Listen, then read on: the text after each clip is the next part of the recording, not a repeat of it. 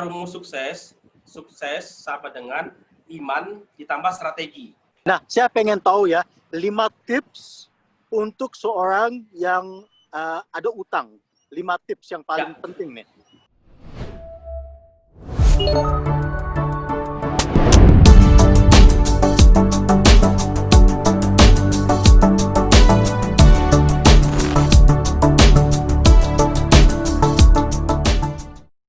Jadinya pelajaran pertama adalah mentor, pentingnya mentor ya. Yang kedua, saya mau nanya, kenapa hal spiritual itu adalah sesuatu yang penting untuk seorang yang mau misalnya bangkit lagi, mau naik lagi, atau kenapa hal spiritual itu penting? Ya, jadi ketika di kondisi susah, ketika di kondisi kita nggak tahu harus kemana, kita kan berpikir terus keras ya. Kita nggak ada duit, kita berpikir bahwa ada duit. Kita nggak ada ilmu, berpikir bagaimana ada ilmu gitu kan. Tetapi ada satu di mana kita itu mau bergantung ke siapa? Bergantung sama manusia, kita kecewa. Gitu kan. Berapa kali saya cari mentor, saya pikir beliau bisa menjadi mentor saya, ternyata karena dia sibuk nggak jadi. Saya kecewa gitu kan. Lalu saya juga berpikir bagaimana caranya agar dapat ilmu gitu kan. Ternyata setelah saya pelajarin kok ilmu yang saya dapatkan itu berbeda, misalnya begitu. Tapi saya yakini bahwasanya Tuhan itu tidak pernah berbohong, udah. Itu yang saya yakini. Tuhan itu tidak pernah berbohong kepada saya bahwasanya Tuhan itu ada ketika saya butuh gitu. Ketika saya butuh Tuhan itu ada, cuma karena ibaratnya saya itu terlalu banyak ini ya, terlalu banyak kalau kita ibarat kaca itu tertutup gitu. Sehingga kita nggak melihat ada Tuhan di situ. Padahal Tuhan tuh lagi ngajarin, kamu ikutin mentor ini, kamu ikutin ini, gitu kan? Itu bisa membuat saya menjadi, oh iya sebenarnya pertama Tuhan itu ada, yang kedua adalah kita besarin Tuhan, gitu. Ini yang saya pikir menjadi sebuah kekuatan dari diri saya ketika saya berpijak pada manusia, saya kecewa. Tapi kalau berpijak sama Tuhan, insya Allah tidak akan kecewa. Cuma memang prosesnya itu nanti baru paham gitu loh. Baru enlightenment-nya itu ketika sudah terjadi. Contoh begini, kita mungkin ketika kita waktu ospek pertama kali kuliah gitu, kita kan dibentak-bentak tuh di kondisi tidak enak gitu kan. Tetapi setelah hari ini ketemu teman-teman sama-sama kuliah, kita ketawa-ketawa. Enak loh waktu itu di ospek, kamu kan begini-begini gitu. Nah, jadi saya pikir Tuhan itu ngajarin kita buat kuat gitu. Ibaratnya begini, ketika kita udah kan Muay Thai ya, udah kan bela diri gitu kan. Orang bisa kuat itu kan karena latihan udah. Nah, Tuhan itu ngasih latihan sama kita. Sebelum kamu kuat, kamu latihan dulu, dipukul, ditinju dan segala macam gitu kan. Sakit, iya. Nggak nikmat, iya. Ibarat minum jamu. Tapi karena terus dipukul-pukul lama-lama, mental kita tangguh juga. Jadi ibaratnya sekali dipukul sakit, 2 kali sakit. Tapi kalau lama-lama kita bisa latihan terus-menerus, paling tidak, kalaupun sakit, kita bisa bertahan. Jadi kuat, tahan lagi, belajar lagi, dan seterusnya. Ini yang saya pikir, kenapa sisi spiritual itu penting sekali untuk kita jadikan sebagai pegangan. Ini yang akhirnya kalau kita bicara bab risetnya, orang boleh IQ bagus gitu kan. EQ-nya, emotional quotient-nya bagus. Tapi ada satu yang kurang, spiritualnya. Wow, bagus banget ini, dan ini pelajaran penting ya bagi saya ya. Sangat reminder bagi saya juga gitu kan. Tapi saya mau nanya juga ya, ada orang yang di titik bawah gitu kan, mereka itu tidak ke jalur yang spiritual. Oke? Dan ternyata juga banyak juga, meskipun Bung Hari ada seorang Muslim, ada juga yang orang Kristen, orang Yahudi, orang Katolik, semua mereka ada kepercayaan Tuhan gitu kan. Tapi ada juga yang ateis gitu kan, yang ateis sama sekali nggak percaya dengan Tuhan, mungkin nggak sholat, nggak istilahnya nggak beragama gitu kan. Tapi mereka justru sukses, mereka justru kaya, mereka justru fine, mereka nggak ngerasa gelisah, mereka hidupnya dengan full gitu. Gimana menurut Bung Hari? Kenapa? Aku pengen tahu banget kenapa itu spiritual itu adalah hal yang sangat penting yang dalam hidup seorang itu? Kenapa? Ya. Pertama ada rumus sukses. Sukses sama dengan iman ditambah strategi, ya. Oke. Sukses sama dengan iman ditambah strategi. Kalau bicara bab strategi hari ini, saya pikir orang-orang barat di sana itu lebih hebat dari kita. Kalau kita bicara bab strategi, mereka meriset, mereka benar-benar contoh, Profesor Richard Wiseman itu meriset tentang luck, faktor keberuntungan. Bagaimana ada orang yang sial sama orang yang beruntung, kira-kira begitulah. Itu di riset, bahkan sampai benar-benar ada yang dapat lotre di riset sama dia, gitu kan. Kalau bicara bab strategi, ini adalah orang-orang yang saya pikir luar biasa. Tetapi ada satu yang mungkin, ini pengalaman saya, empirik gitu kan. Saya kebetulan banyak melihat orang-orang yang juga dulunya sukses dengan cara strategi tadi, itu mengalami titik balik. Contoh, kebetulan saya ada komunitas namanya IIBF, Indonesian Islamic Business Forum. Rata-rata di sana itu para miliarder, para pengusaha besar gitu kan, yang karena dia sudah merasa diri besar, dia nganggap Tuhan tuh udah nggak perlu lagi. Yang penting cari duit, dapat kerja, tenang, aman dan segala macam. Semua bisa dibeli, ya. Tapi pada suatu titik di mana ketika dia jatuh, nah inilah, ini yang saya bilang, ketika dia jatuh, dia berpikir ulang, apa benar yang namanya uang, ketenaran, dan segala macam itu bisa membuat saya bahagia, gitu kan? Ya, ternyata, oh dia lihat lagi, oh ada satu masalah yang paling besar, ternyata walaupun dia misalkan punya hartanya banyak, ternyata utangnya pun juga banyak. Nah ini satu. Almarhum Lim Swee Leong, orang paling kaya nomor 1 pada zamannya, itu kan meninggalnya di Singapura. Ditanya sama seorang wartawan, Pak Lim Swee Leong, kenapa sih Anda ini masih bekerja? Toh Anda kan sudah punya uang banyak, harta melimpah dan segala macam. Jawabannya cuma satu, karena Pak, kenapa saya masih kerja? Karena saya masih punya utang. Bayang nggak? Orang yang kaya raya, orang paling sukses, paling makmur di dunia, ibaratnya versi Indonesia seperti itu hidupnya nggak tenang, gitu kan? Beliau agama, dia punya agama, gitu kan? Itu nggak tenang. Lalu bagaimana dengan yang ateis, gitu? Kalau kita bicara ketenangan, itu adalah salah satu parameter hidup, gitu kan? Jadi begini saya tuh meyakini bahwasanya banyaknya duit itu tidak berkorelasi dengan ketenangan jiwa kita. Bahwa duit itu penting, ya saya sepakat. Saya juga butuh duit gitu ya. Tetapi ketenangan sama kelapangan itu belum bisa didapatkan ketika mentalitas kita itu bukan mentalitas orang-orang yang abundance mentality. Contoh begini, ada orang minta sedekah. Walaupun dia punya banyak duit, belum tentu dia mau sedekah. Kenapa? Karena secara mentalitas dia itu tidak punya mentalitas keberlimpahan gitu. Nah, balik lagi pertanyaan kok bisa ada orang yang ateis, bisa kaya raya, bisa punya harta, punya istri cantik dan segala macam gitu kan? Secara duniawi mungkin iya, tapi kita nggak pernah tahu dari sisi hari ini jiwanya bagaimana, soul-nya seperti apa gitu. Ini yang saya pikir Tuhan itu adil.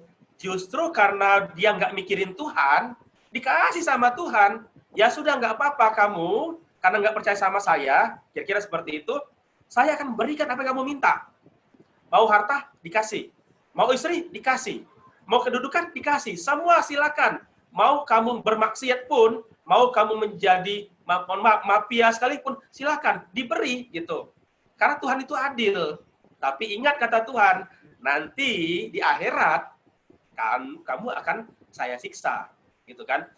Ini yang saya pikir fair-fair saja ketika ada orang yang diberikan kesempatan hidup menikmat dan segala macam, dia diberikan kekayaan dan segala macam. Karena dia punya strategi. Nah, itu satu. Nah, yang kedua, bagaimana seandainya kalau ada orang yang punya iman juga punya strategi? Ada juga contohnya gitu. Yang ateis bisa sukses, orang beriman juga bisa sukses. Contoh, ada salah satu pengusaha konglomerat itu di Arab Saudi, gitu kan. Dia punya bank yang dia sangat kaya raya sekali gitu. Dia juga bisa sukses karena apa? Selain dia punya strategi, tapi dia juga punya iman. Nah, itu fairnya Tuhan. Jadi bukan persoalan kita ateis, kita spiritualis, enggak. Ketika kita bicara hak duniawi, semuanya diberi kesempatan, gitu. Ya saya bilang tadi, seorang mafia bisa sukses, seorang ateis bisa sukses, tapi ketenangan jiwanya belum tentu.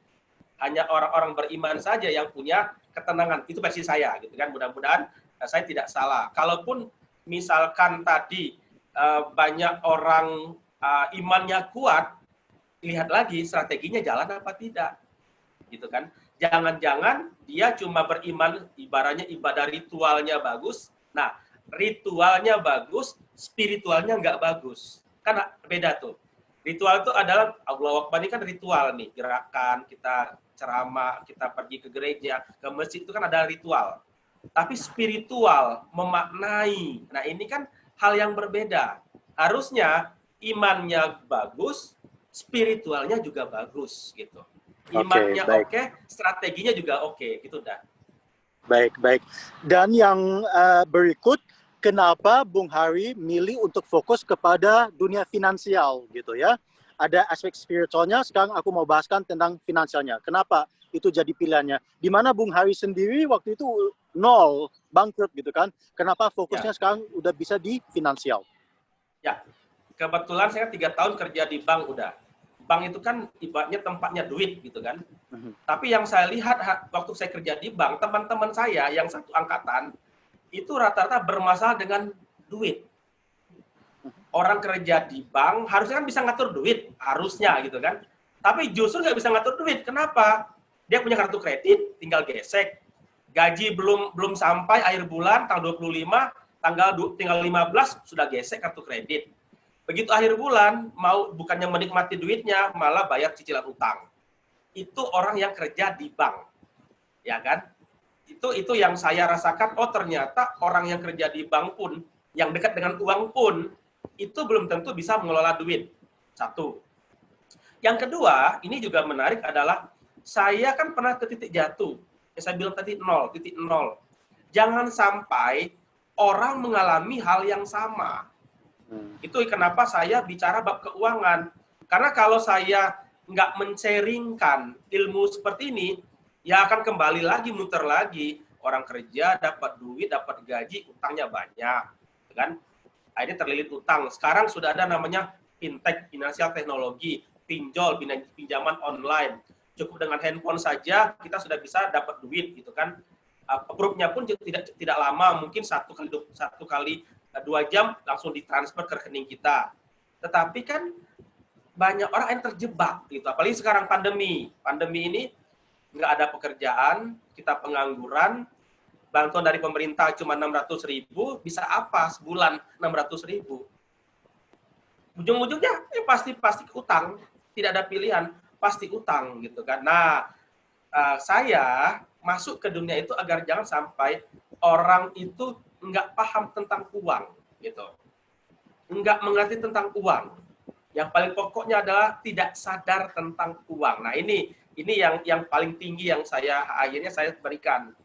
Orang mungkin tahu uang, paham uang, tapi sadarnya belum tentu.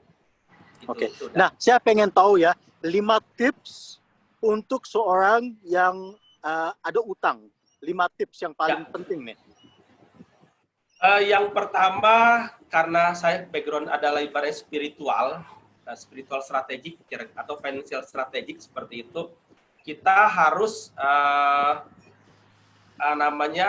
perbaiki dulu kondisi kita dengan Tuhan. Nah, gitu kan. Perbaiki dulu kondisi kita dengan Tuhan. Contoh begini, saya ini misalkan nggak pernah sholat 5 waktu karena saya Muslim. Ya minimal bagaimana caranya saya sholat 5 waktu. Itu satu, kan? Yang kedua, misalkan kalau ke gereja, nggak pernah ke gereja, bagaimana caranya agar rutin setiap minggu itu ke gereja. Begitu yang Hindu, Buddha, yang Katolik dan lain dan seterusnya. Itu yang paling pertama. Perbaiki dulu dengan kondisi kita dengan Tuhannya dulu. Nah, yang kedua, apa yang harus kita lakukan? Yang kita lakukan adalah fokus pada peluang. Kan ada hukum Pareto tuh, 80-20.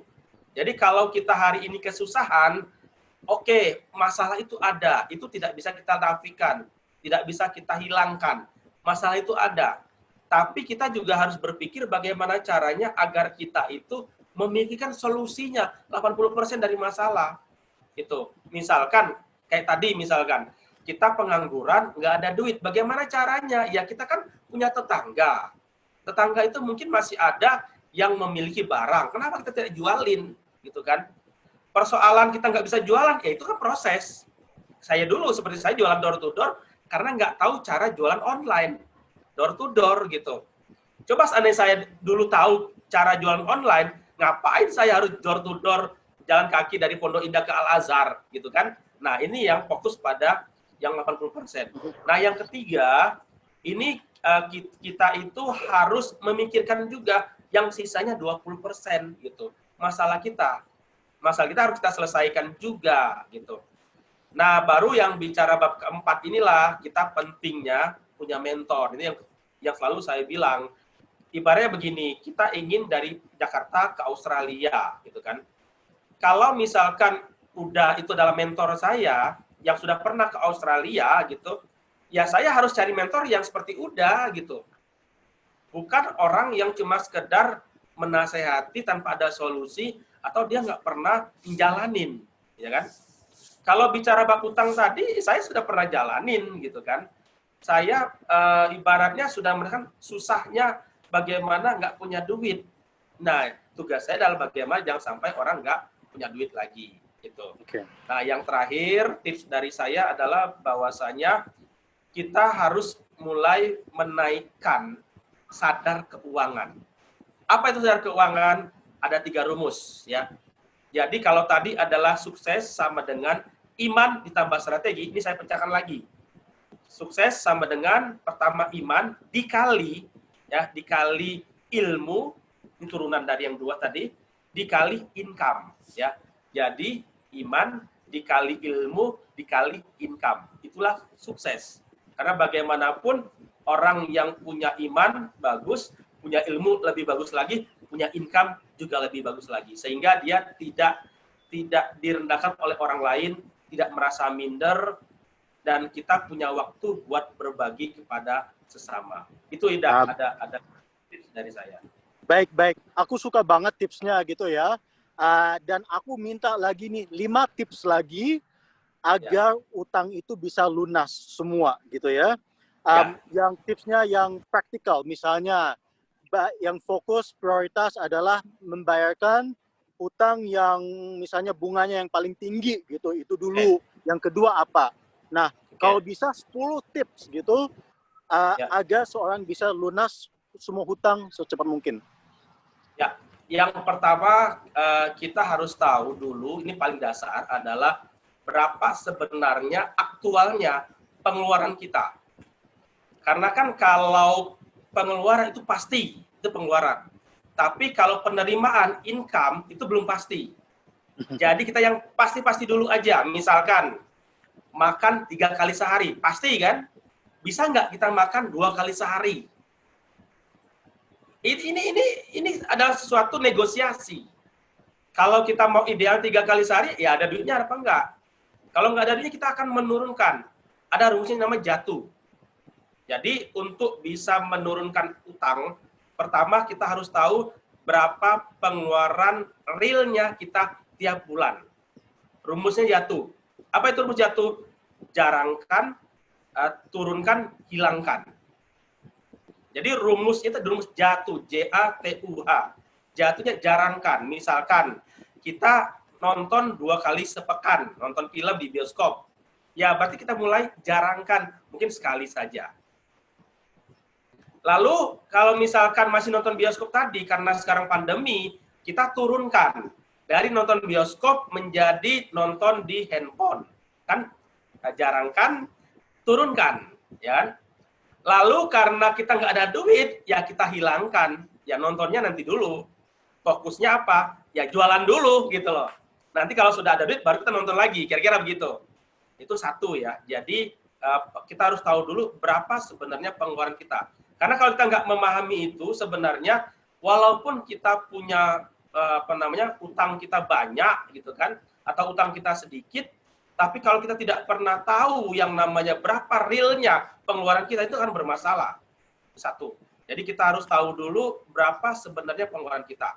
Nah, baru yang kedua, setelah kita bicara pengeluaran kita realnya berapa, kan misalkan terukur tuh. Oke, ternyata biasanya pengeluaran tiap bulan kita 10 juta, ternyata itu lagi ternyata bisa 5 juta misalkan gitu kan. Berarti kan sudah berkurang tuh pengeluaran dari 10 juta jadi 5 juta. Baru kita melis kembali berapa utang-utang kita gitu. Utang 1 kartu kredit, utang 2 KPR, utang 3 panci misalkan, utang keempat nge-gym misalkan segala macam, kita gambrengin totalnya berapa gitu kan. Oh, ternyata sebanyak itu utang kita, kita harus mulai prioritaskan. Mana kalau misalkan bicara bab bunga, bunganya yang paling tinggi, itu harus kita fokuskan dulu, mana paling tinggi. Karena itu akan jadi bermasalah. Pertanyaannya, uang nggak ada, gimana caranya? Ya negosiasi. Selagi namanya masih manusia, walaupun debt collector itu mengerikan, tampangnya sangar, menyeramkan, selagi masih manusia masih bisa negosiasi gitu. Ya sekarang gini lah, teman saya seorang Chinese ketika ditangkap gitu kan, dia bilang begini, Anda boleh menangkap saya hari ini, pertanyaannya utang saya bisa nggak Anda lunasi? Lebih baik Anda keluarkan saya akan berusaha, saya akan cari kerja, saya akan cari duit untuk bisa melunasi utang gitu. Artinya saya mengatakan selagi masih manusia itu masih bisa dinegosiasikan gitu. Jadi kalau misalkan kita masih bisa negosiasi, dari 10 utang paling tidak mungkin ada 2 lah. 2 yang kita bisa negosiasikan waktunya dulu. Ya relaksasi dulu lah gitu kan. Oke, 2 ini minta waktu dulu. Berarti masih ada 8 ya. Ada 8 utang ini. Bagaimana cara agar 8 utang itu kembali lagi? Dari mungkin 8 itu balik-balik lagi. Mana yang paling besar? Gitu kan? Mana yang paling besar dulu, kita urut paling besar, terus baru yang paling kecil.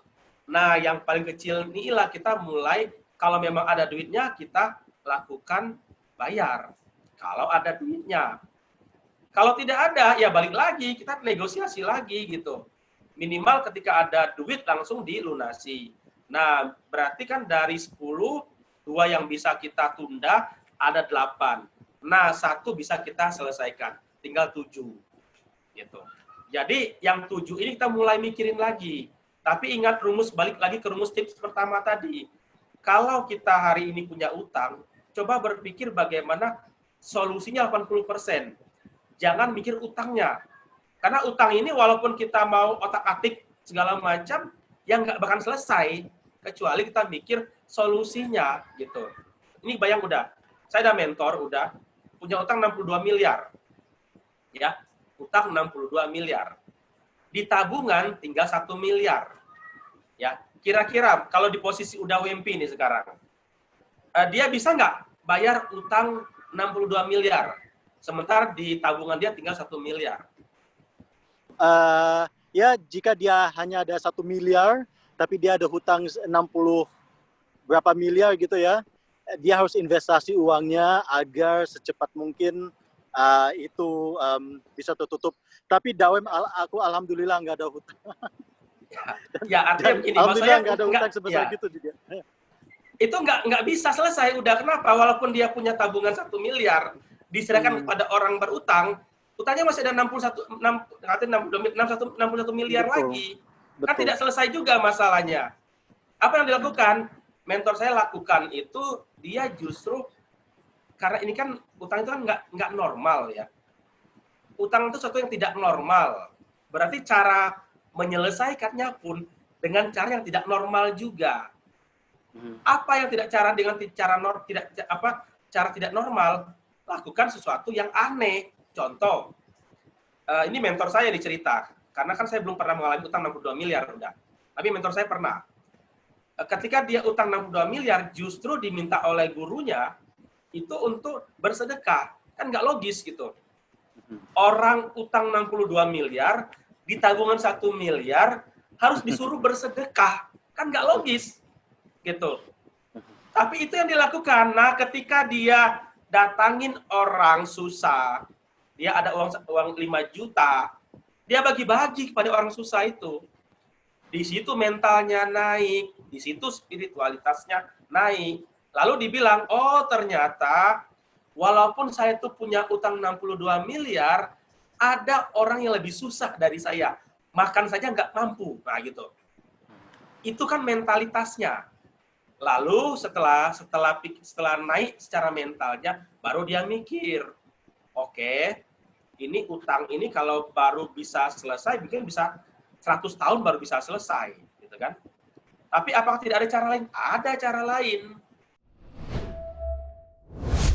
100 miliar, kenapa? Ini saya nggak diselesaikan. Mindset saya tidak berubah. Karena kenapa? Orang kalau sudah utang itu kecanduan. Berarti yang dirubah adalah fokus pada mentalitinya dulu.